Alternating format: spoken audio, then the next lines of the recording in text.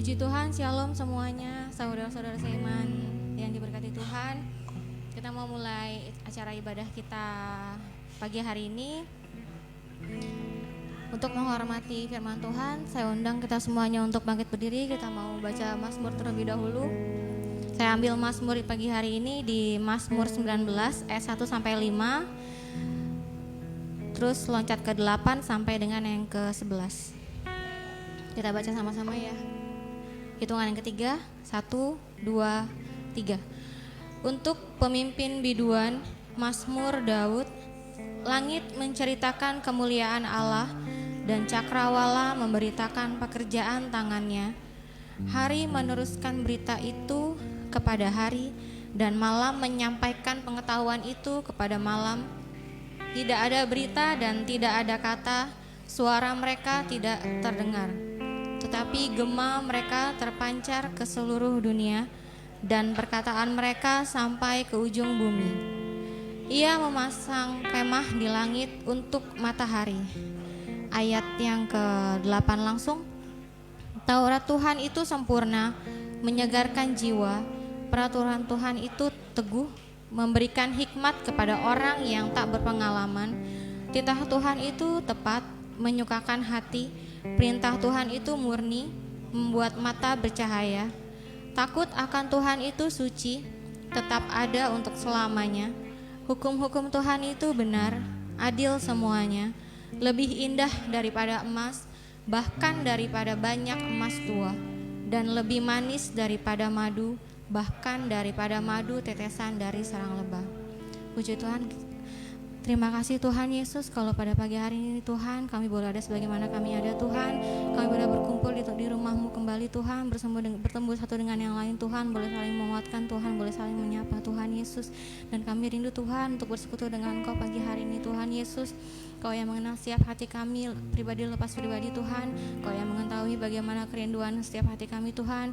Biarlah dalam setiap kerinduan kami Tuhan, kami mau tetap memuliakan nama-Mu Tuhan. Kami mau tetap berharap kepada-Mu Tuhan Yesus. Kau adalah batu karang kami yang teguh Tuhan. Tuhan, sebentar kami mau ibadah Tuhan. Kau tentu bungkus ibadah ini Tuhan dengan kuasa darah-Mu Tuhan Yesus. Kami tahu Tuhan ada oknum yang tidak senang dengan keberadaan kami sini Tuhan, yang akan mengganggu Tuhan, mungkin membuat hati kami tidak menjadi sukacita Tuhan. Kami tengking Tuhan Yesus hanya dalam nama Tuhan Yesus Kristus. Terima kasih ya Bapak, kami juga berdoa Tuhan untuk anak-anak-Mu Tuhan yang masih dalam perjalanan. Kau mempercepat langkah mereka Tuhan, supaya kami semua boleh bersama-sama menikmati hadirat-Mu Tuhan Yesus. Terima kasih ya Bapak, kami serahkan ibadah ini Tuhan dari awal pertengahan hingga akhirnya Tuhan, hanya dalam nama Tuhan Yesus Kristus. Haleluya, amin. Puji Tuhan, kita mau angkat satu penyembahan.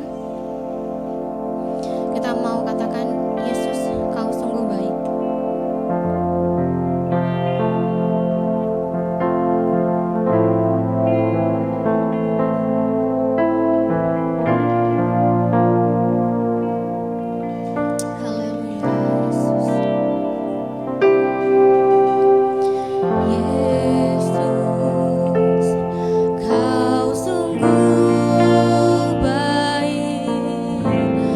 Yesus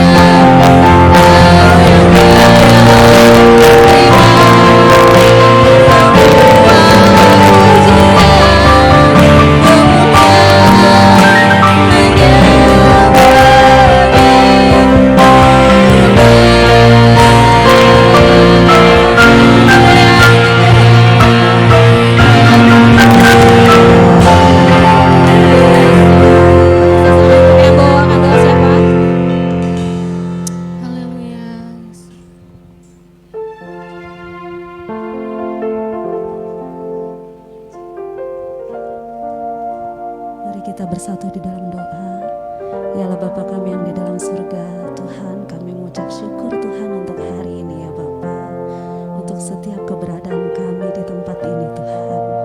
Kami membawa puji-pujian kami Tuhan, kami membawa hati dan pikiran kami Tuhan. Kiranya Engkau yang kuduskan, layakkan setiap kami Tuhan, untuk kami datang memuji dan menyembah, meninggikan nama-Mu Yesus Tuhan. Kiranya Engkau juga urapi setiap kami ya Bapa. Engkau berkati juga Tuhan, urapi dengan kuasa darah-Mu Tuhan, para hamba-hamba-Mu Tuhan yang melayani pada pagi hari ini Yesus Tuhan. WL-nya, pengkhotbah, juga pemain musik Tuhan, Engkau tutup bungkus setiap kami dan kuasa darah-Mu ya Bapa. Tuhan juga tutup bungkus setiap daerah sekeliling tempat kami beribadah Tuhan. Engkau berkati dengan berkat yang baru Tuhan, dengan berkat yang melimpah Tuhan, dengan berkat kesehatan Tuhan. Terima kasih ya Bapa. Kiranya Tuhan ajar kami untuk menjadi terang Tuhan, untuk membawa damai ya Bapa bagi mereka yang belum mengenal Engkau Tuhan. Biarlah Tuhan melalui kehidupan kami boleh menjadi berkat bagi kehidupan mereka di luar sana Tuhan, untuk mereka percaya kepada-Mu ya Bapa dan menyembah Engkau Tuhan, sehingga banyak orang jiwa-jiwa dimenangkan Tuhan. Terima kasih ya Bapa. Kami serahkan juga hamba-Mu Tuhan, Ibu Gembala kami Tuhan, kehidupannya Tuhan Engkau pelihara dengan luar biasa ya Bapa. Engkau berkati anak-anaknya, cucu menantunya Tuhan, Engkau pelihara dengan cara-Mu yang ajaib ya Bapa. Apapun Tuhan yang menjadi kebutuhannya ya Bapa, Engkau yang mencukupkannya Yesus Tuhan. Sakit penyakitnya Tuhan, tangannya yang sakit Tuhan, kiranya Engkau sembuhkan dan kuasa darah-Mu ya Bapa. Terima kasih Yesus. Bapa, kami serahkan juga bangsa dan negara kami ya Bapa. Kiranya Engkau berikan pemimpin-pemimpin yang jujur, adil dan bijaksana Tuhan, pemimpin yang takut akan Engkau ya Bapa. Kiranya Tuhan Engkau berikan pemimpin yang baik hati Tuhan, pemimpin yang mampu Tuhan untuk memimpin bangsa kami menuju kemajuan Tuhan, menuju hal-hal yang baik ya Bapa. Terima kasih Tuhan, kami serahkan ke dalam tangan-Mu. Kau tutup bungkus bangsa Indonesia dan kuasa darah-Mu dengan kasih setia-Mu Tuhan. Ampuni bangsa kami Tuhan. Terima kasih ya Bapa, kami serahkan ibadah kami ke dalam tangan-Mu ya Bapa. Kau yang pimpin, Engkau yang menguasai setiap ruangan di tempat ini. Hanya di dalam nama Tuhan Yesus kami berdoa dan mengucap syukur. Haleluya. Amin. Puji Tuhan, saya persilakan untuk semuanya kembali duduk. Kita mau memuji nama Tuhan pagi hari ini. Kita mau angkat pujian, langit dan bumi pujilah Tuhan.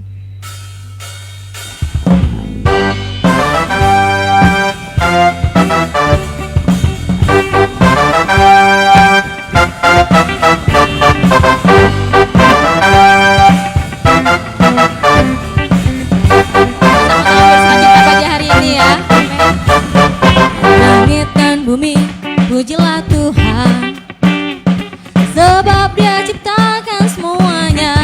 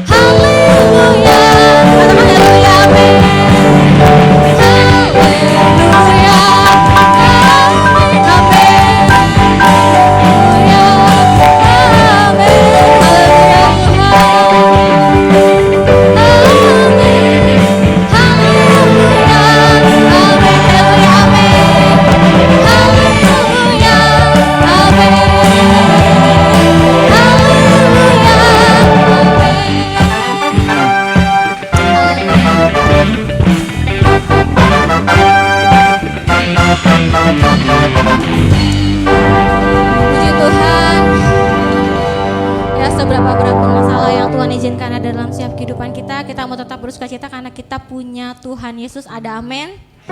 Amin. Saya masih mau ajak kita semua lebih bersukacita lagi dalam Tuhan. Kita mau angkat lagu pujian.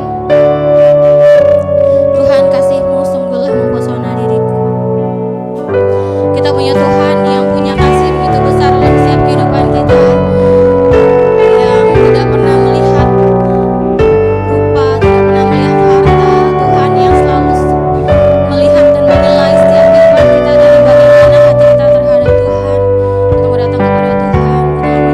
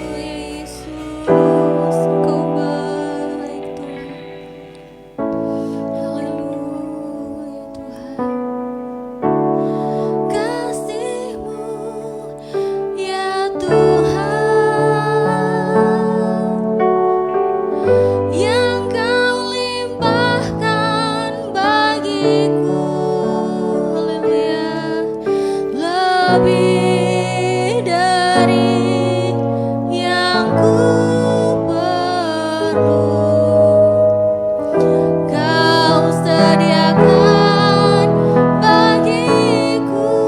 Kami sembah Engkau Tuhan. Ku sembah Kau Tuhan sepanjang umur hidupku. Kami menyembah Engkau sepanjang umur hidup kami Tuhan. Sepanjang umur hidupku. Haleluya. Sebentar kita mau masuk ke dalam hadirat Tuhan. Kita mau katakan kami mau mengasihi-Mu Tuhan. Aku mengasihi Engkau Tuhan Yesus. Kami mau Tuhan menerima setiap firman-Mu dalam setiap kehidupan kami Tuhan. Kami mau berpegang teguh Tuhan pada firman-Mu Tuhan. Oh Yesus, saat hari ini Tuhan, hanya Engkau yang menjadi kekuatan kehidupan kami Tuhan. Oh, di tengah dunia yang semakin hari semakin jahat Tuhan. Haleluya. Yesus.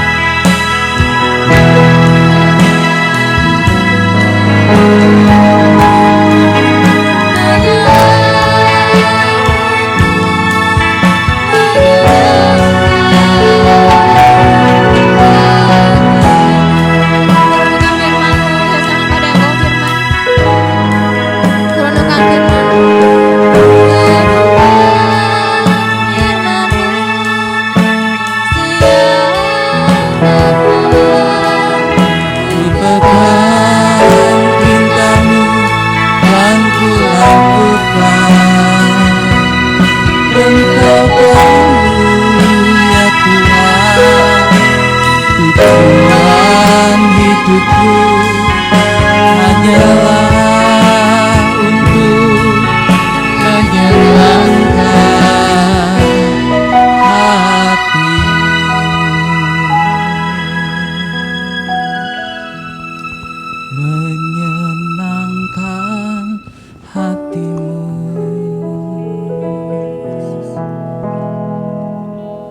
Engkaulah kekuatan kami Tuhan, tempat perlindungan kami, batu karang yang kokoh di dalam kehidupan kami. Kami mengandalkan Engkau dalam hidup ini karena kasih-Mu, pemeliharaanmu, kemurahanmu, rahmatmu yang selalu baru di dalam kehidupan kami setiap hari.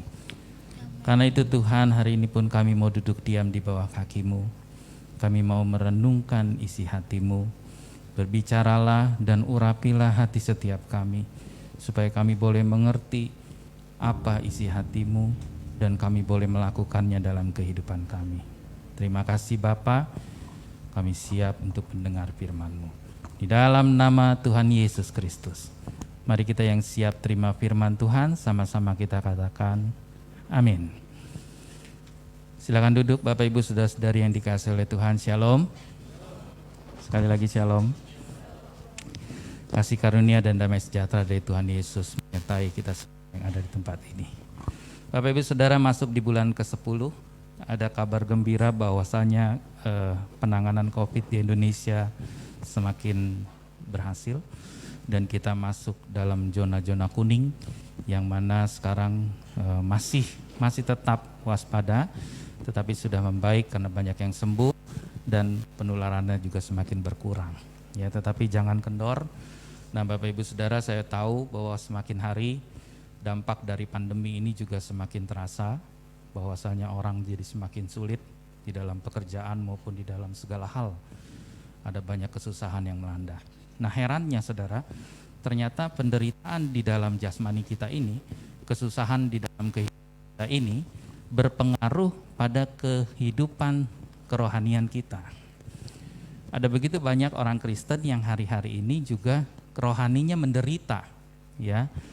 Entah karena memang pola ibadah yang berubah sehingga mereka tidak bisa memupuk kerohaniannya dengan baik, atau memang karena zaman ini sudah semakin jahat sehingga orang-orang Kristen yang kurang saleh, kurang teguh imannya, maka dia akan merasa imannya sedikit struggle gitu. Sedikit bergumul untuk mempertahankan imannya. Orang-orang Kristen yang demikian dikatakan tidak ada bedanya seperti orang-orang dunia pada umumnya. Mereka semua memiliki kekhawatiran, memiliki kegalauan dalam hatinya, memiliki keraguan-raguan ke dalam hatinya. Orang sekarang mulai bertanya-tanya, sampai kapan ya kita akan menderita begini? Lalu orang mulai bertanya, kok kelihatannya agama enggak menolong kita ya? Kok rasa-rasanya sekarang ini Tuhan agak kurang kita rasakan dalam hidup kita. Dampak dari Tuhan, kasih, kuasa Tuhan, ya, pemeliharaan Tuhan. Kok kayaknya agak kurang kita rasakan. Nah, Bapak Ibu Saudara, dampaknya ternyata seperti itu. Padahal Alkitab mengajarkan saudara dan saya dari dulu bahwa orang Kristen itu pasti memiliki pembedaan. Pasti memiliki perbedaan. Karena orang Kristen itu hidup di dalam dua kerajaan, ya. Kerajaan Allah dan kerajaan dunia, yaitu di tengah-tengah negara Indonesia ini bagi kita. Dikatakan kalau kerajaan dunia itu datang dengan kuasa. Saudara dan saya yang hari ini sedang struggle, sedang berjuang, dikatakan kita itu lemah, saudara. Kerohanian kita, spiritualitas kita itu sedang lemah. Ada banyak orang Kristen yang mau ngaku ataupun gak ngaku sebetulnya sedang mengalami kelemahan, kelesuan di dalam kerohaniannya. Mungkin saudara masih tetap datang ke gereja, mungkin saudara masih tetap rindu beribadah, tetapi ada kelesuan di dalam kerohanian saudara, spiritualitas yang gak kelihatan itu. Kadang kita cuma datang ke gereja karena memang kita udah biasa ke gereja. Ya, jadi bukan karena lagi ada roh yang terbakar cinta Tuhan, tetapi karena kita udah terbiasa aja datang ke gereja. Sudah jadi rutinitas. Kalau nggak ke gereja, serasa ada yang kurang gitu. Nah, tetapi ternyata ada banyak orang Kristen yang kalau dia mau mengaku dengan jujur, dia sedang lemah imannya.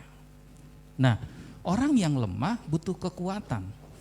Makanya hari-hari ini kalau saudara melihat WA, ada begitu banyak orang yang mencari kekuatan. Untungnya mencari kekuatan dari firman Tuhan. Mereka mengupdate status-status firman Tuhan. Misalkan ya, firman Tuhan yang berkata, segala perkara dapat kutanggung di dalam Dia yang memberi kelegaan kepadaku. Oh, ternyata setelah mengupdate itu, kok tidak terlalu berdampak ya? Sekalipun itu adalah firman penghiburan, firman penguatan, firman kekuatan, tetapi kok setelah saya update itu tidak terlalu ada pengaruhnya pada kerohanian saya. Artinya yang lesu tetap lesu, yang lemah tetap lemah. Padahal mereka mencari kekuatan dari tempat yang tepat, dari firman Allah. Nah, apa yang salah saudara dengan hal itu? Kalau kita mau teliti, lebih teliti memperhatikan kata kekuatan itu, tenaga itu, dalam bahasa Inggrisnya disebut power. Ya, power. Power ini juga bisa diartikan kuasa. Jadi orang Kristen itu di tengah-tengah dunia sebetulnya bisa tampil beda kalau dia membawa kuasa.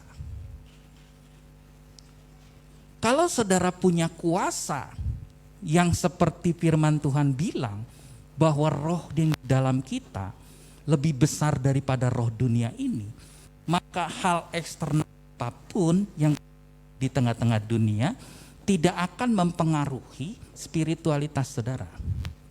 Saudara boleh susah dalam berusaha, saudara boleh menderita di dalam perekonomian, dalam keuangan, dalam hal apapun saudara boleh susah, tetapi itu tidak akan berdampak pada kerohanian saudara, pada spiritualitas saudara. Kenapa?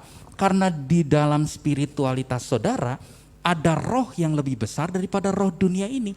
Dia membawa kuasa dalam diri saudara. Alkitab bilang bahwa ketika Yesus berkhotbah, Yesus bilang, bertobatlah, kerajaan Allah sudah dekat. Yohanes juga berkhotbah, bertobatlah, kerajaan Allah sudah dekat. Dua-duanya memberitakan hal yang sama. Dan dikatakan kerajaan Allah itu datang dengan kuasa. Dan ada banyak orang yang berusaha menyerongkan kerajaan Allah untuk menguasai kuasanya itu, untuk mengalahkan kuasanya itu. Ya, Alkitab bilang begitu, Saudara. Dari sejak Yohanes Pembaptis sampai sekarang, itu Yesus yang ngomong ya, jadi sampai zaman Yesus. Dari sejak Yohanes Pembaptis sampai sekarang, kerajaan Allah itu berusaha diserongkan dan orang yang menyerongkannya berusaha menguasainya.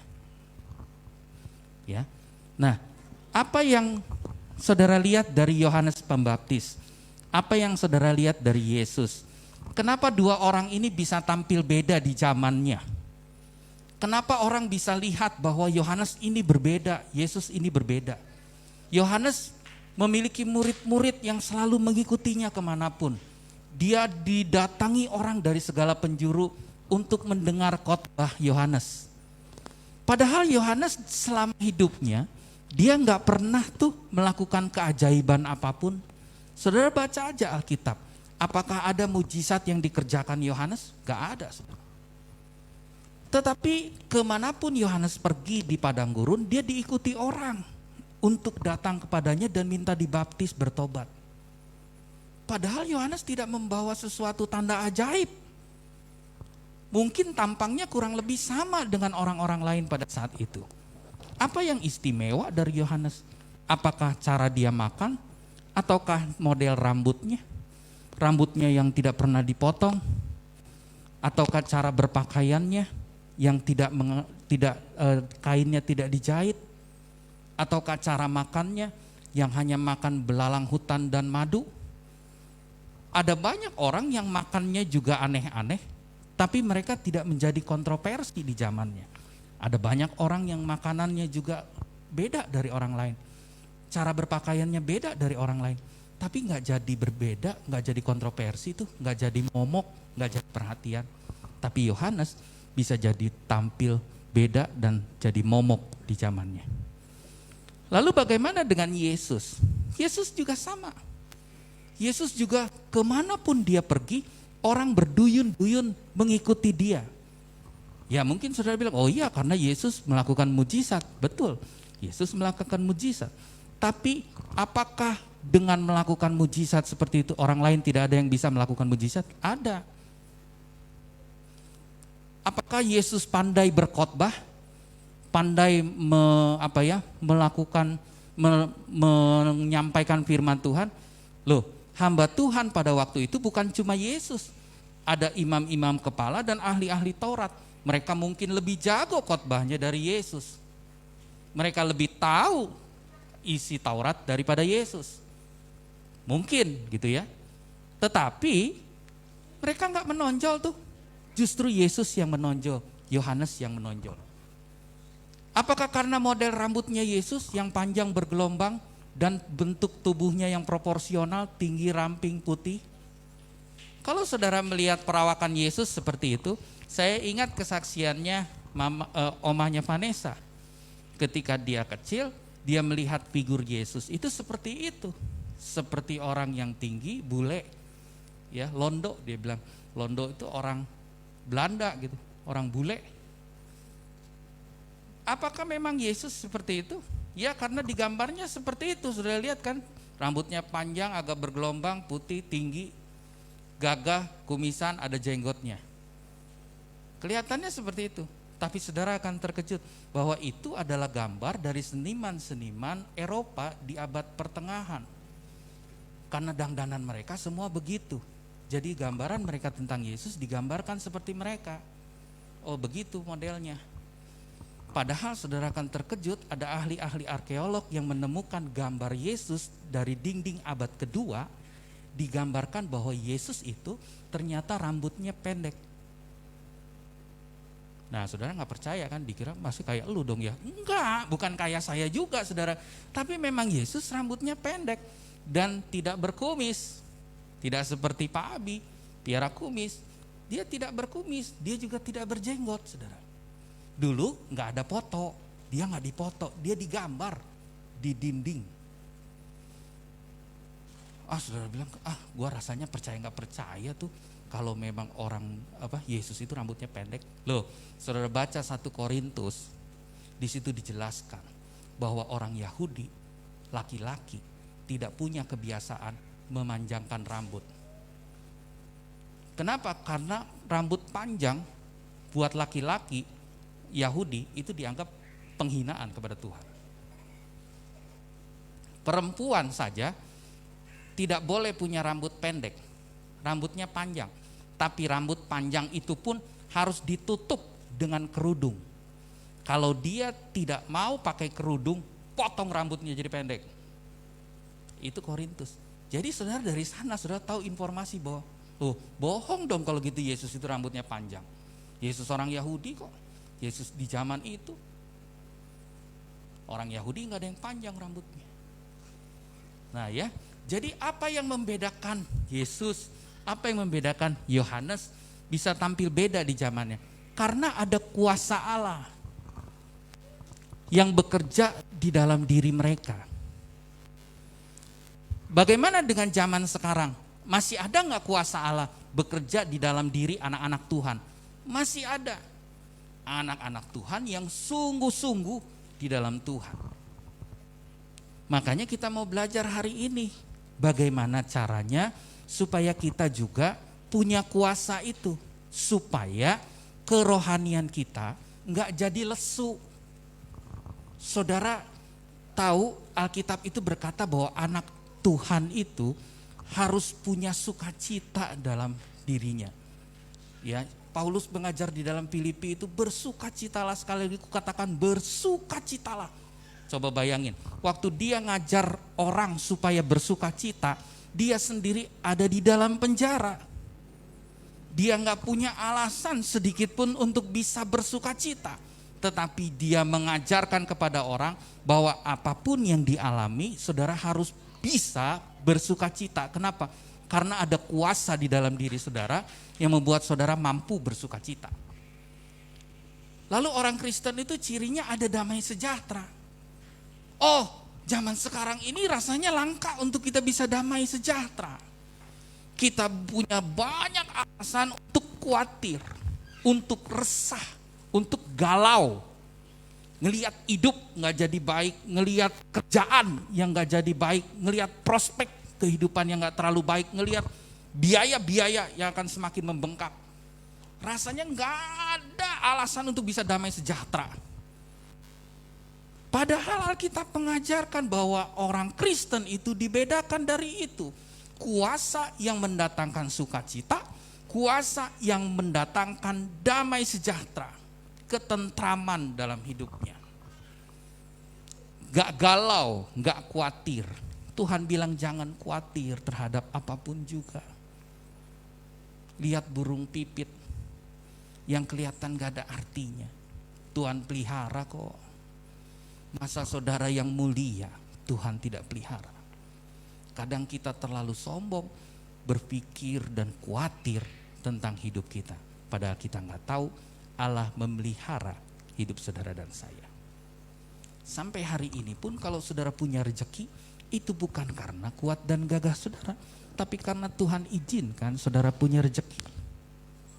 Ya. Nah, hari ini mari saudara, saya sampai belum buka Alkitab. Kita buka Alkitab kita dalam Injil Matius pasal 28. Ayat yang kita jadikan dasar sebagai 5P. Ya. Matius pasal yang ke-28, Matius pasal yang terakhir. Ayatnya yang ke-16 sampai ayatnya yang ke-20.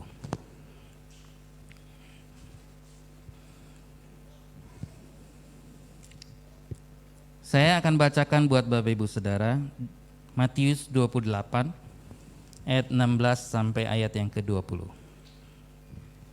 Demikian bunyi firman Tuhan, perintah untuk memberitakan Injil. Dan ke-11 murid itu berangkat ke Galilea, ke bukit yang telah ditunjukkan Yesus kepada mereka. Ketika melihat dia, mereka menyembahnya, tetapi beberapa orang ragu-ragu. Yesus mendekati mereka dan berkata, "Kepadaku telah diberikan segala kuasa di sorga dan di bumi. Karena itu pergilah, jadikanlah semua bangsa muridku, dan baptislah mereka dalam nama Bapa dan Anak dan Roh Kudus. Dan ajarlah mereka melakukan segala sesuatu yang telah kuperintahkan kepadamu. Dan ketahuilah, aku menyertai kamu senantiasa sampai kepada akhir zaman." Ya. Nah, Bapak Ibu Saudara, ayat 18 Yesus mendeklarasikan bahwa kepadanya, kepada Yesus, kepadaku telah diberikan segala kuasa di surga dan di bumi. Ya.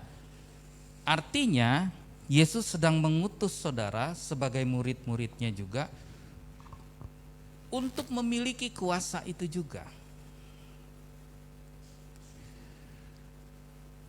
Kenyataannya banyak orang Kristen yang gak berkuasa kok. Masih tetap lemah, masih tetap galau, masih tetap khawatir, masih tetap gak percaya, masih tetap ragu-ragu, masih tetap bimbang.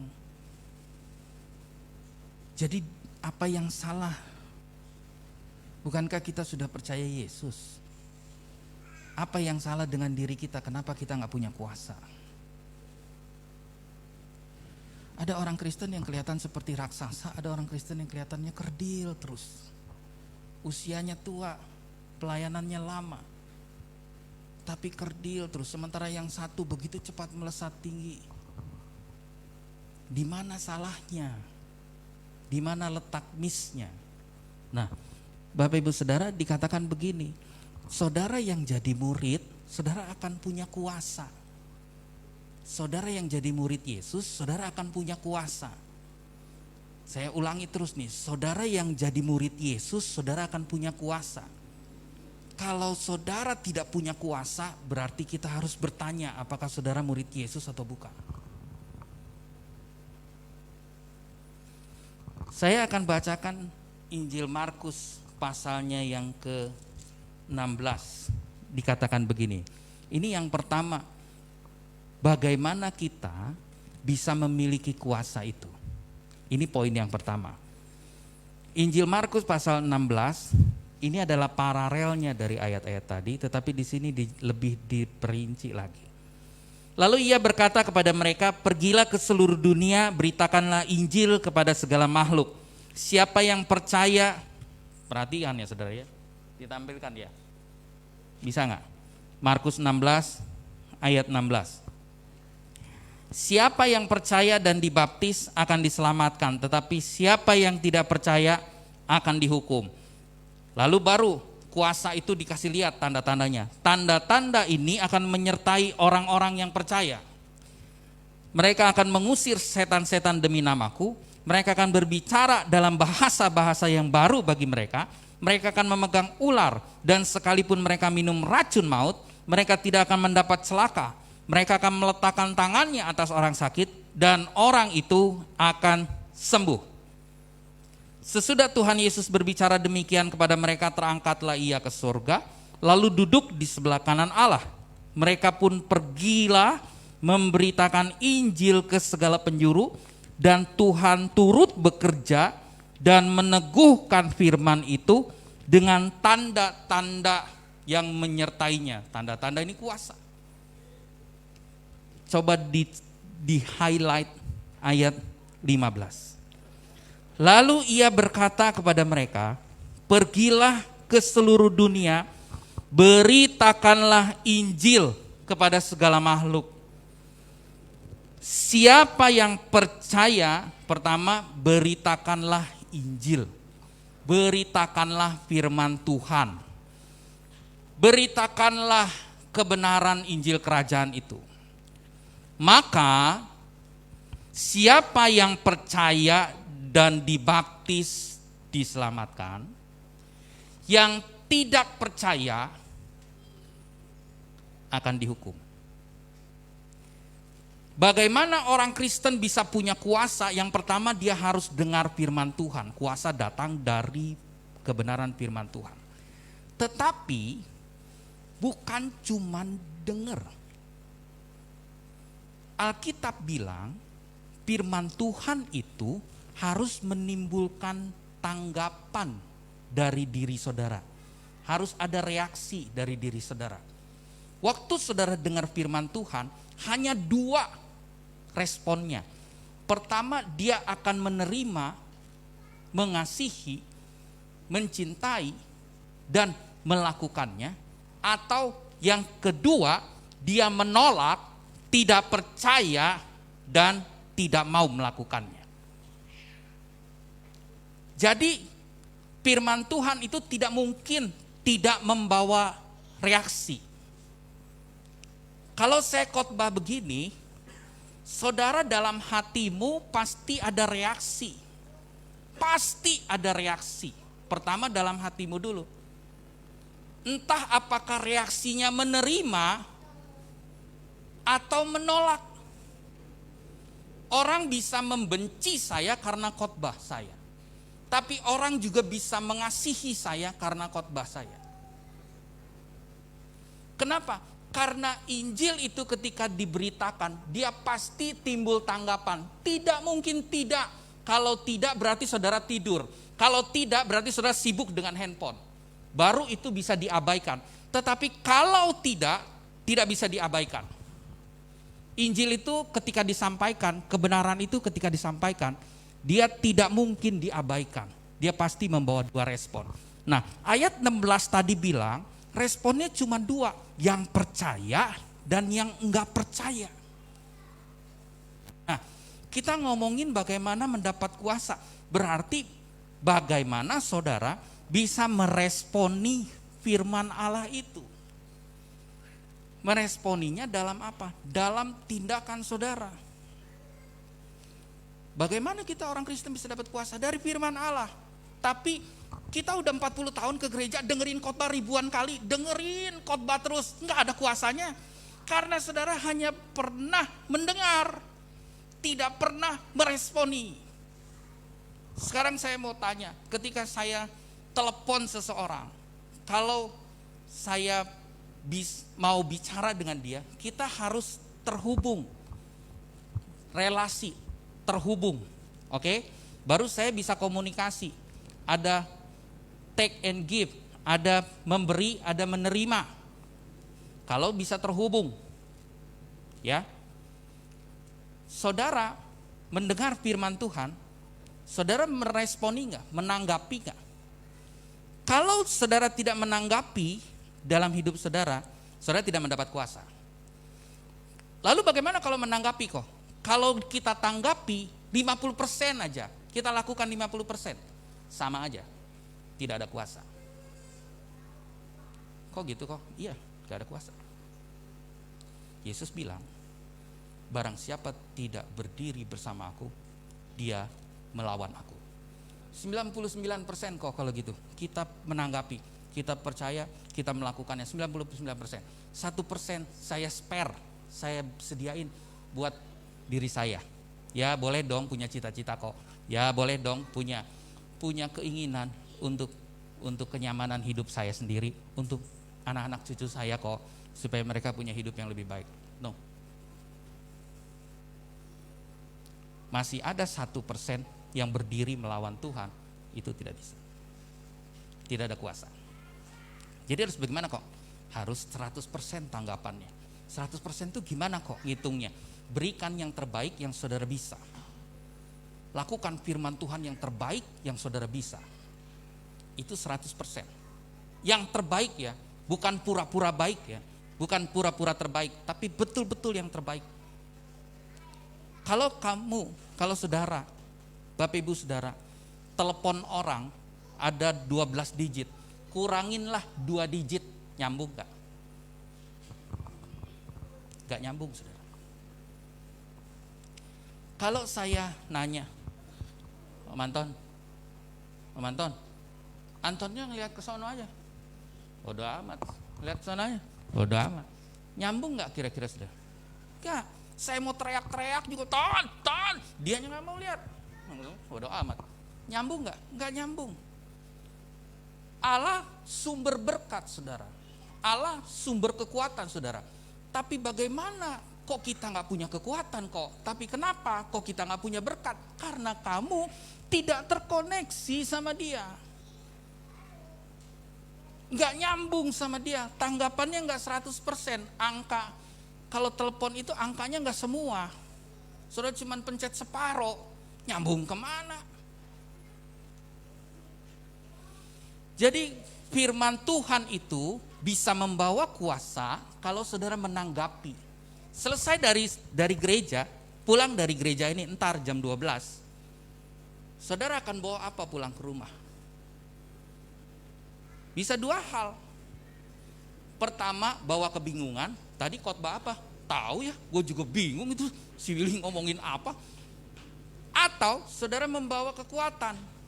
Oh, sekarang saya tahu bahwa saya ketika mendengar firman Tuhan, saya di briefing oleh Allah untuk bekerja di tengah-tengah dunia, dan Allah menunjukkan caranya supaya saya tetap terkoneksi dengan Dia. Lewat apa? Lewat firman-Nya. Bagaimana cara Allah ngomong sama saudara? Mungkinkah ada suara, "Oh, Rita," enggak ada. Kalau tiap malam kita dengar suara begitu, malah kita nggak jadi gila, saudara. Allah berbicara lewat firman-Nya. Tetapi firman-Nya ini akan menjadi rema, menjadi hidup kalau saudara melakukannya. Kuasa itu tidak bisa dipelajari masalahnya. Kuasa itu harus dihidupi baru kelihatan. Saya tidak bisa memberikan saudara angka, saya tidak bisa memberikan saudara formula. Ini tambah ini sama dengan kuasa. Ini dikali ini sama dengan kuasa. Enggak ada. Saudara boleh jadi sarjana teologi, master teologi, doktor teologi, tidak bisa mengajar orang bagaimana berkuasa. Tetapi lihat bagaimana Yesus mengajar, orang takjub. Oh, sungguh Dia mengajar dengan berkuasa. Mungkin khotbahnya sama, ayatnya sama yang dikupas, tapi kok ketika dia yang mengkhotbahkan ada kuasa yang mengalir. Beda kan saudara?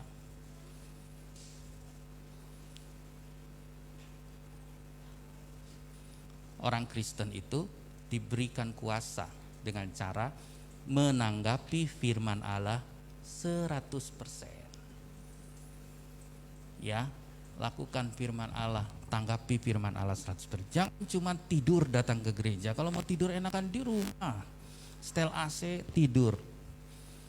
Kalau ke gereja, stay out from cell phone.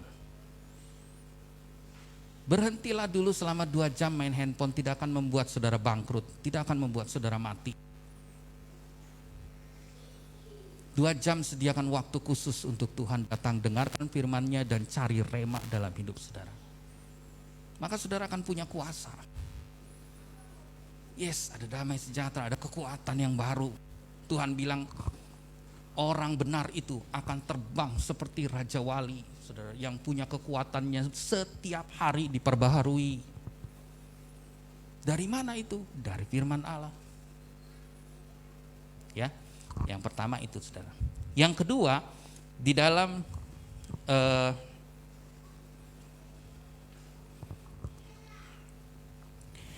Filipi pasal yang ke-8, Filipi pasal yang kedua ayatnya yang ke-8. Filipi pasal yang kedua ayatnya yang saya bacakan buat Bapak Ibu Saudara dari ayat yang ke-5. Tetap saja tampilkan ayat 8, gak apa-apa. Hendaklah kamu dalam hidupmu bersama menaruh pikiran dan perasaan yang terdapat juga di dalam Kristus Yesus, yang walaupun dalam rupa Allah tidak menganggap kesetaraan dengan Allah itu sebagai milik yang harus dipertahankan, melainkan telah mengosongkan dirinya sendiri dan mengambil rupa seorang hamba dan menjadi sama dengan manusia.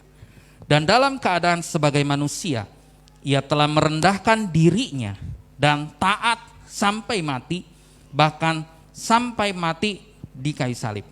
Itulah sebabnya Allah sangat meninggikan dia dan mengaruniakan kepadanya nama di atas segala nama, supaya dalam nama Yesus bertekuk lutut segala yang ada di langit dan yang ada di atas bumi dan yang ada di bawah bumi. Jadi betul kuasa Yesus itu di bumi dan di surga, bahkan di bawah bumi. Ya. Nah, yang kedua, bagaimana orang Kristen bisa memiliki kuasa? Bagaimana Yesus bisa memiliki kuasa? Kuncinya ketika dia taat. Obedience. Firman Tuhan itu harus dilakukan dengan ketaatan. Suatu ketika Yesus datang sama Yohanes Pembaptis di tepi sungai Yordan. Yesus bilang, aku ingin masuk dalam antrian untuk dibaptis. Ketika Yohanes melihat Yesus, Yohanes bilang begini, seharusnya aku yang dibaptis olehmu, kenapa engkau yang datang kepadaku? Lalu Yesus jawab begini, biarlah itu terjadi, sebab dengan demikianlah kita menggenapi kehendak Allah. Ya, Yesus taat, dia mau melakukan kehendak Allah. Dan dari awal hidup sampai pikul salib, sampai mati. Dalam ayat barusan, ayat yang ke-8, Yesus itu disebut 2 kali mati, saudara. Dia taat sampai mati dan bahkan sampai mati. 2 kali itu. Dia taat sampai mati, bahkan sampai mati di kayu salib. Berarti ada perbedaan antara mati yang pertama dengan mati yang kedua yang disebut itu. Setelah saya sedikit explore ya, saudara ya, ternyata salib itu adalah cara untuk menghukum orang rendahan. Kalau Bapak Ibu Saudara warga negara Palestina, warga negara Israel, saudara berbuat salah berat yang membuat saudara harus dihukum mati, ya, salah berat yang membuat saudara harus dihukum mati, saudara tidak akan dihukum salib, Mungkin saudara akan digantung, mungkin saudara akan dipancung, tetapi tidak disalib. Saudara adalah pembesar, bukan pembesar ya, pembesar lebih lagi, rakyat. Pembantu rumah tangga deh, asisten rumah tangga. Melakukan kesalahan sampai dia harus dihukum mati, dia tidak akan pernah disalib. Dia dihukum mati seperti biasa. Lalu salib itu buat siapa?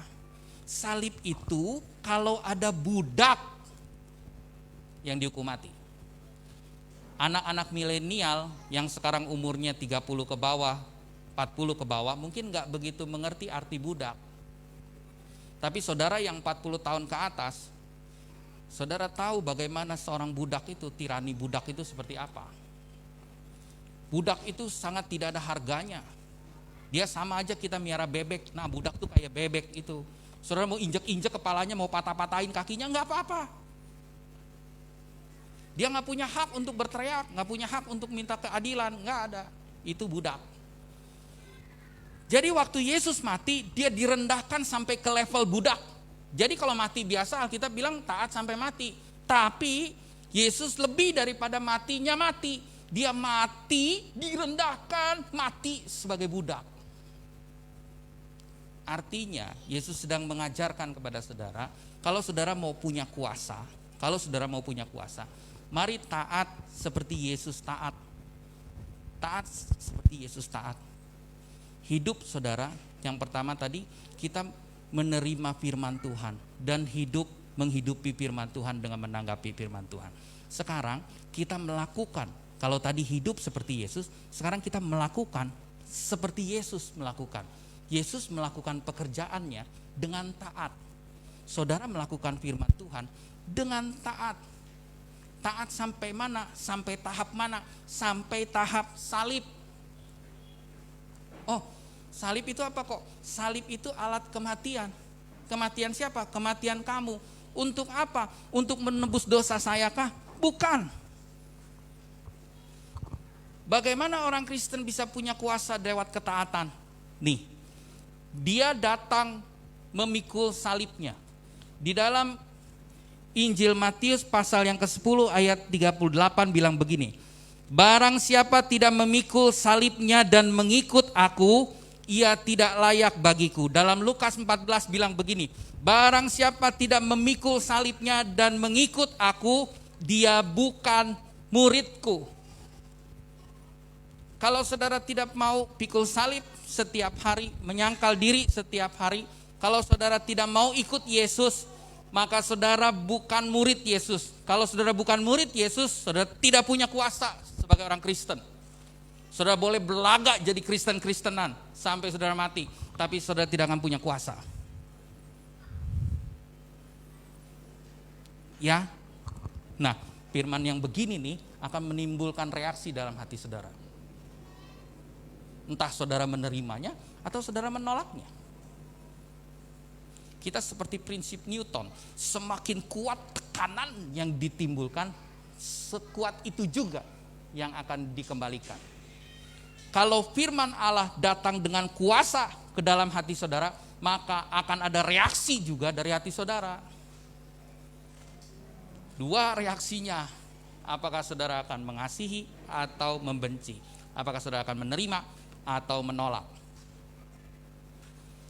Resiko jadi orang yang khotbah tuh begitu. Ada orang yang dicintai karena khotbahnya, ada orang yang dibenci karena khotbahnya. Tapi kalau saudara menimbulkan dua reaksi itu, berarti khotbahmu berhasil. Kalau khotbah tapi tidak menimbulkan reaksi apa-apa, itu tidak berhasil. Khotbah itu harus menimbulkan tanggapan. Itu firman Allah. Taat sampai salib. Nah, salib itu bicara dua hal. Yang pertama, orang Kristen bisa punya kuasa kalau dia salib. Dia disalib. Disalib artinya hidup lamanya mati bersama dengan kematian Yesus, dan dia memiliki hidup yang baru di dalam kehidupan Yesus. Itu bicara soal salib. Pertama untuk diri saudara. Orang Kristen bisa punya kuasa kalau ada hidup baru. Ada banyak orang datang ke gereja males. Kenapa? Tunggu dah, gue masih gak bener. Tunggu dah, gue masih kotor. Tunggu deh, gue masih berdosa. Tunggu deh, gue masih rusak. Nanti deh, kalau gue udah mendingan, gue mau datang ke gereja. Bro, sis, pak, bu, gereja itu bengkel. Justru orang yang rusak mesti datang ke gereja. Gereja ngumpulin orang rusak. Kita yang rusak diubahkan, dijadikan baru. Biar hidup lama kita yang rusak dimatikan bersama dengan kematian Yesus lewat salib. Kalau saudara tidak mau pikul salib, tidak mau mati bagi kehidupan lama saudara, tidak akan pernah ada kuasa. Salib yang kedua juga bicara ketika saudara mati bukan untuk dosa saudara. Karena kan Alkitab sudah bilang, kita udah ditebus oleh Yesus. Jadi ngapain kita mati lagi? Betul, saudara mati, saudara memikul salib sampai ke tahap mati untuk orang lain. Yesus bilang, ikutlah aku. Kata ikutlah itu pakai kata imitate me. Tirulah aku. Makanya kan orang Kristen cita-citanya, aku mau sepertimu Yesus. Disempurnakan selalu, betul gak? Karena ada ayatnya. Haruslah kamu menjadi sempurna karena Bapamu di surga sempurna. Nah, loh, semakin bingung saudara. Bagaimana mungkin saya jadi sempurna? Saya ini manusia tidak sempurna. Kita berpikir kata sempurna itu bicara soal gak punya dosa. Bukan. Sempurna itu bicara soal komitmen saudara. Sama seperti seorang suami istri ketika menikah, dia komitmen untuk hidup bersama sampai maut memisahkan. Itu komitmen. Kalau ada saudara yang bercerai, berarti komitmennya tidak dipenuhi. Nah, Bapa di surga itu komitmennya sempurna. Mengasihi saudara sempurna, gak ngelihat siapa saudara. Gak memandang bagaimana saudara. Gak menunggu saudara berbuat baik dulu baru saudara dikasihi. Enggak. Komitmen Bapa itu kalau sudah mengasihi, dia mengasihi. Saudara yang masih berdosa sudah dikasihi Tuhan, dipanggil oleh Tuhan. Tuhan gak tunggu saudara sampai bersih dulu. Kenapa? Karena komitmen dia. Sekarang yang dituntut dari kita adalah kesempurnaan komitmen kita sama Tuhan untuk taat. Hidup bagi orang lain, memperhatikan orang lain, mengasihi orang lain, sampai ke titik mati bagi orang lain. Saya tidak meminta saudara mati untuk orang dulu, tetapi perhatikan dulu bagaimana kasih ring satu ini bisa bekerja di keluarga. Benar gak? Seorang bapak mungkin akan mati-matian kerja, akan mati-matian, betul-betul mati-matian mempertaruhkan nyawa demi anak dan istrinya supaya bisa makan. Secara literal betul-betul mempertaruhkan nyawa, bisa. Tapi itu kan baru di tahap bapak kepada keluarga, ibu kepada anak-anak, anak-anak kepada kakak dan adik dan orang tua. Belum kepada orang lain kan? Betul, belum. Tapi saudara akan belajar. Karena kata haruslah kamu sempurna itu bukan berarti kamu menjadi sempurna, bukan. Haruslah, artinya saudara mengejar terus untuk belajar melakukannya. Taat.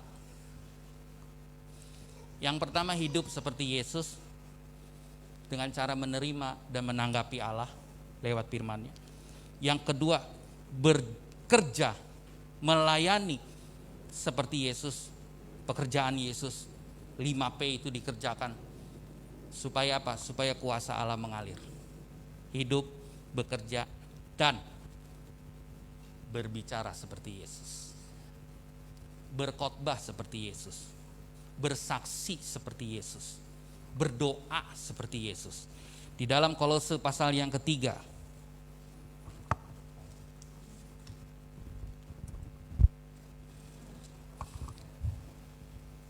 Kolose pasal 3 ayat 16 bilang begini, hendaklah perkataan Kristus diam dengan segala kekayaannya di antara kamu, sehingga kamu dengan segala hikmat mengajar dan menegur seseorang akan yang lain, dan sambil menyanyikan mazmur dan puji-pujian dan nyanyian rohani, kamu mengucap syukur kepada Allah di dalam hatimu. Dikatakan perkataan Kristus diam dengan segala kekayaannya. Kata kekayaannya ini termasuk di dalamnya segala kuasanya. Waktu Yesus berhadapan dengan iblis, dia selalu bilang begini, ada tertulis, ada tertulis, ada tertulis. Kenapa? Dia sedang mengucapkan firman Allah. Saudara dan saya diajar untuk memperkatakan firman Allah. Makanya penting untuk Bapak Ibu Saudara juga belajar Alkitab. Belajar merenungkan firman Allah. Renungan setiap hari itu sangat tajam, saudara. Kadang-kadang saya itu terkejut begitu ajaibnya Tuhan mempertemukan kita dengan jalan-jalannya Rick Warren ini. Saya terkejut dengan renungan-renungannya itu. Itu begitu tajam menyentuh sendi-sendi kehidupan saudara dan saya. Renungan yang lain bukannya saya nggak anggap penting. Penting juga, ada kebenarannya. Tetapi dia lebih tajam. Nah, saudara bisa belajar dari situ. Memperkatakan firman Allah. Sekarang saya baru tahu bahwa ada banyak renungan yang menggunakan terjemahan-terjemahan lain dalam Alkitab. Bukan hanya bahasa Indonesia, bukan hanya terjemahan baru. Ternyata ada banyak terjemahan lain, bahasa Indonesia sehari-hari lah, terjemahan lama, revised translator, ya. Nah, kita bisa belajar saudara setiap hari untuk memperkatakan firman. Di dalam memperkatakan firman itu, saudara memiliki kuasa. Yesus bilang ikutlah aku. Kalau saudara mengikuti Yesus, ada kuasa yang bekerja dalam saudara. Ikutlah aku itu apa? Imitate me. Tirulah aku. Jalan yang kutempuh adalah jalan yang kamu tempuh. Di dalam Injil Matius pasal 10 Yesus bilang seorang murid tidak akan lebih dari gurunya. Kemana gurunya pergi, muridnya ke situ juga. Di dalam Injil Matius Yesus bilang begini, barang siapa yang melayani aku, ia harus mengikut aku. Dan di mana aku berada, di situ pun pelayanku akan berada. Ya, saudara harus ikut Yesus, melayani Yesus. Kita akan saksikan satu tayangan video tentang bagaimana pergumulan seseorang untuk mengikuti Yesus.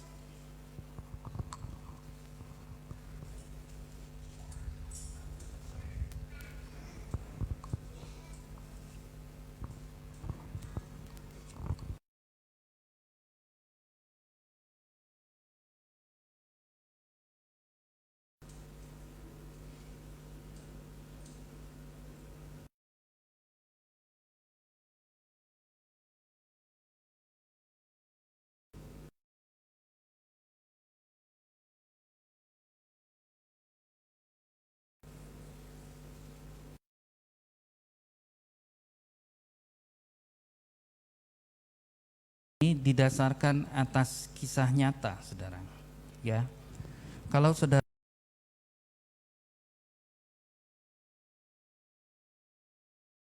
kehidupan kekristenan di Korea itu sama seperti kekristenan di Cina. Mereka berada di bawah tekanan komunisme, ya, sehingga beragama itu menjadi dosa bagi negara. Beragama itu terlarang bagi negara.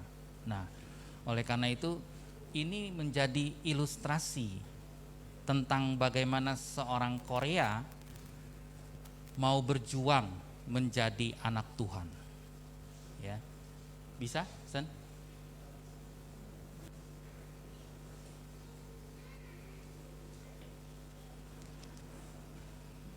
Sebentar ya, saudara ya.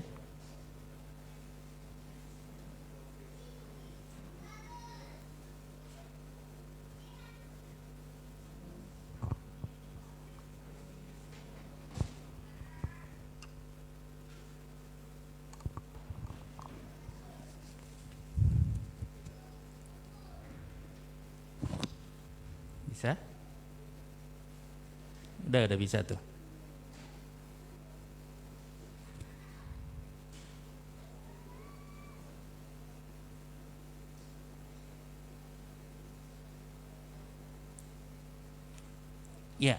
Sambil menunggu ya saudara, sambil menunggu saya ingat beberapa kali dari rentang tahun 2000 sampai 2005 Om Aling itu berkali-kali dalam segala kesempatan bilang, Will, ayo melayani Tuhan. Loh, saya bilang, saya dari awal juga udah melayani kan Om. Saya selalu melayani dan saya nggak pernah nggak melayani. Ya, tapi maksud Om, ayo jadi hamba Tuhan. Saya bilang, oh kalau itu nanti dulu ya Om ya. Karena saya nggak melihat teladan yang baik dari hamba-hamba Tuhan yang saya kenal. Saya bilang saya nggak melihat figur yang benar dari seorang hamba Allah. Dia bilang justru karena kita melihat ada yang tidak benar di sana, kita harus hadir dan memberitakan kebenaran kepada mereka. Kita harus hadir jadi cahaya buat mereka. Kedua, dia selalu bilang, Will, ayo jadi hamba Tuhan. Enggak. Saya bilang enggak lah, nanti aja lah. Saya berat, hidup saya masih berat Om. Saya ini juga melayani, udah melayani. Dituntut apa lagi sih? Enggak. Ada rahasia Tuhan kata dia. Ada rahasia Tuhan yang hanya akan bisa dibuka kalau kamu menjadi hamba Allah.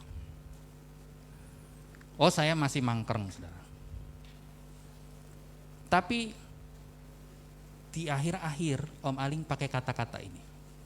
Will, ikutlah aku. Saya diam aja saudara. Maksudnya Om apa ya? Om Aling bilang gitu.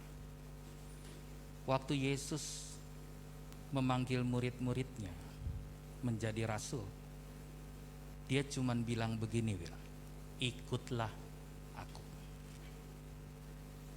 Murid-muridnya gak ada yang nolak tuh. Sekarang Om mau bilang sama Willy, ikutlah aku. Saya ingat waktu dia ngomong begitu tuh di depan mall Balai Kota. Mobil kita ada di depan mall Balai Kota. Mau naik jalan layang. Di depan hotel Narita atau apa itu ya. Saya gak bisa ngomong tuh. Kok kesannya dalam sekali dia ngomong begini ya, ikutlah aku, dia bilang. Kalau Willy memang tidak mau diyakinkan dengan alasan-alasan organisasi, sekarang Om cuma mau bilang, ikutlah aku. Dalam mobil itu, baru saya menyerah, saudara. Tadinya kan saya juga normal, saya juga punya cita-cita pengen kerja lagi, pengen cari yang gajinya gede, pingin ngobjek, ya bohong-bohong sedikit, tipu-tipu sedikit supaya hidup saya lebih baik. Dulu juga kan kerjaan saya enak, kerjaan saya menghasilkan banyak. Saya pergi keluar-keluar, setiap bulan terbang-terbang ke sana sini, 2 minggu sekali terbang, pulang balik. Rasanya dulu di Kedaung nggak ada yang segaya saya tuh, bisa sebulan 2 kali ke tempat-tempat, entah ke Medan, entah ke Padang, entah kemana. Dan hasilnya juga lumayan. Saya juga punya cita-cita seperti orang normal, pengen kaya, pengen berhasil, pengen sukses dalam ukuran dunia. Saya juga belum putus asa dengan kemampuan saya. Saya pikir saya bisa hidup lebih baik, saya bisa cari kerja lebih baik, saya bisa menghasilkan uang lebih banyak. Tapi Om cuma bilang, ikutlah aku. Gak usah pusing soal dunia, dia bilang. Percaya gak sama Yesus? Saya percaya. Kalau percaya, Tuhan akan mencukupi kamu. Sampai hari ini, Tuhan mencukupi saya. Ya. Jadi kesaksian buat Bapak Ibu Saudara, jangan takut saudara. Saudara harus belajar punya hati mau melayani seperti Yesus melayani. Beritakan Injil, sampaikan kesaksian, ajak orang, bawa jiwa datang kepada Tuhan. Gak bisa? Oke, gak apa-apa. Mari saya undang Bapak Ibu Saudara untuk kita bangkit berdiri bersama-sama di hadapan Tuhan. Ku mau seperti-Mu Yesus, disempurnakan selalu.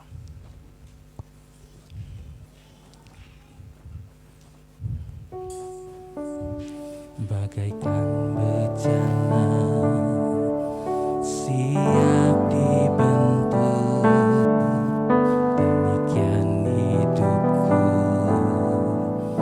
di tangan-Mu.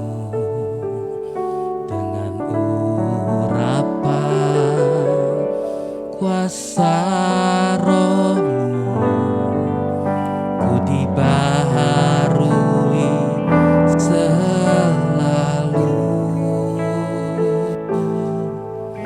Jadikan ku Allah dalam rumah-Mu.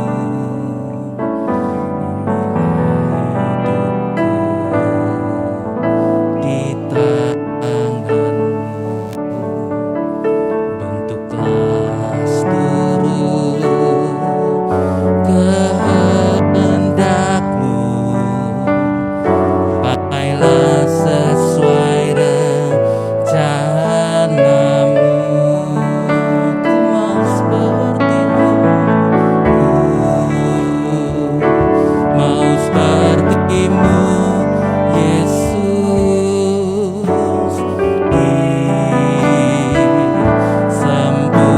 disempurnakan selalu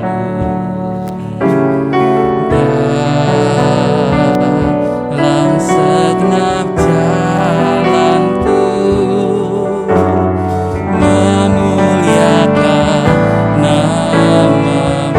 Ku mau seperti-Mu, mau seperti-Mu Yesus, sempurnakan selalu dalam segenap jalanku, memuliakan nama-Mu. Saya nggak tahu bagaimana keadaan kerohanian saudara hari ini, tapi Yesus berkata, barang siapa yang letih, lesu, dan berbeban berat, mari datang kepada Yesus. Letakkan beban saudara di hadapan Tuhan, dan Tuhan akan memberikan kuasa kepada saudara untuk saudara bisa memikul kuk yang Tuhan pasang, menjalani kehidupan dengan sukacita, menjalani kesusahan dengan damai sejahtera. Ada berkat kemurahan, kebaikan Tuhan dibukakan tingkap-tingkap langit atas hidup saudara. Oleh karena itu jangan pernah takut menghadapi kehidupan ini. Jangan pernah goyah iman saudara kepada Tuhan. Tetapi semakin kuatlah sehari lepas sehari, lepas sehari, lepas sehari. Firman-Nya akan terus menguatkan saudara dan memberikan kuasa dalam hidup saudara. Mari tetap melekat kepada Tuhan, tetap mengandalkan Tuhan, tetap terkoneksi kepada Tuhan, supaya hidup kita semakin hari disempurnakan, supaya diri kita semakin hari semakin serupa seperti Yesus. Hari ini saya tidak mengerti apa yang saudara alami, tapi mari sungguh-sungguh berikan tanggapan atas firman Tuhan, berikan respon atas firman Tuhan, dan lakukan setiap kebenaran firman Tuhan. Maka Allah akan memberkati saudara, Allah akan memelihara saudara, Allah akan menyertai saudara, Allah akan menyembuhkan saudara, Allah akan membukakan keajaiban, jalan-jalan keajaiban dalam hidup saudara. Karena Allah berkuasa melakukannya, dan setiap anak-anak Allah diberikan kuasa yang sama untuk menjadi umat pemenang, imamat yang rajani, umat kepunyaan Allah sendiri. Terima kasih Tuhan Yesus, terima kasih Tuhan. Kami mau hidup seperti-Mu Yesus, supaya ketika kami berjumpa dengan Engkau, kami sudah memiliki habit kami, habit kerajaan surga Tuhan. cara hidup, cara berpikir, cara bekerja, cara berbicara kerajaan surga. Terima kasih Tuhan Yesus, terima kasih. Kamu selesai berbicara, tapi Roh Kudus Kau tidak pernah berhenti bekerja. Di dalam nama Tuhan Yesus, kita yang diberkati firman Tuhan, sama-sama kita katakan amin. Tuhan memberkati saudara.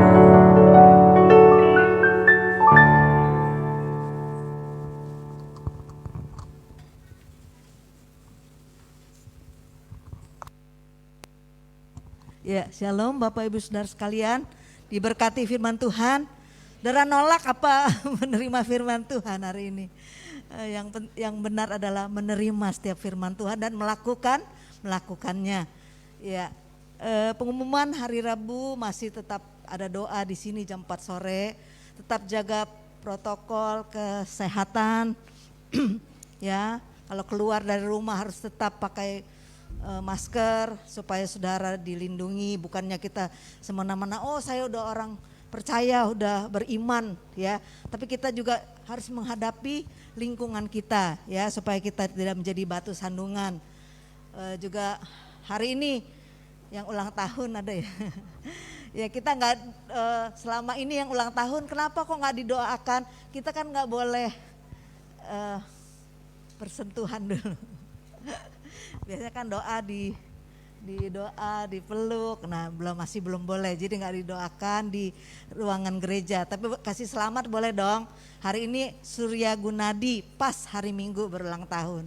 Berikan kemuliaan buat Tuhan. Ya tadinya selamat ulang tahun ya Surya. Tadinya katanya mau diundang kita makan mie atau apa.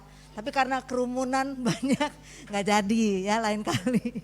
Ya, kita akan berdiri, kita akan tutup ibadah kita pada siang hari ini. Terima kasih Tuhan karena Engkau baik dan senantiasa mengasihi kami. Biar kami boleh tinggal di dalam Engkau, hidup di dalam Engkau dan melakukan firman-Mu. Sehingga Tuhan, tujuan dari Tuhan untuk kehidupan kami, untuk menyenangkan hati-Mu boleh tercapai Tuhan. Sehingga ketika kami bertemu dengan Engkau, Engkau akan berkata kepada kami, sabaslah hambaku yang baik, masuklah ke dalam kekekalan yang tidak ada kesusahan, tidak ada sakit penyakit, tidak ada lagi tangisan, yang ada adalah sukacita, kedamaian dan damai sejahtera dari Tuhan. Tuhan, berikan kami kekuatan untuk tetap mengiring-Mu sampai kedatangan Engkau yang kedua kali. Mari saudara kita arahkan hati kita kepada Tuhan dan bawalah segala berkat daripada Allah Bapa, cinta kasih dari Tuhan Yesus Kristus, bahkan karunia Roh Kudus, buah-buah Roh Kudus menjadi milik kita seutuhnya sampai kedatangan Tuhan yang kedua kali. Pulanglah, bawalah segala berkat dari Tuhan. Yang sakit disembuhkan, yang kekurangan Tuhan akan cukupkan kebutuhanmu, yang lemah Tuhan kuatkan. Jadilah berkat dimanapun kamu diutus oleh Tuhan, di lingkunganmu, di keluargamu dan dimanapun kau berada. Sebab itu berdoalah demikian. Bapa kami yang di surga, kuduskanlah nama-Mu, datanglah kerajaan-Mu, jadilah kehendak-Mu di bumi seperti di surga. Berikanlah kami pada hari ini makanan kami yang secukupnya, dan ampunilah kami akan kesalahan kami, seperti kami juga mengampuni orang yang bersalah kepada kami. Dan janganlah membawa kami ke dalam pencobaan, tetapi lepaskanlah kami daripada yang jahat. Karena Engkaulah yang punya kerajaan dan kuasa dan kemuliaan sampai selama-lamanya.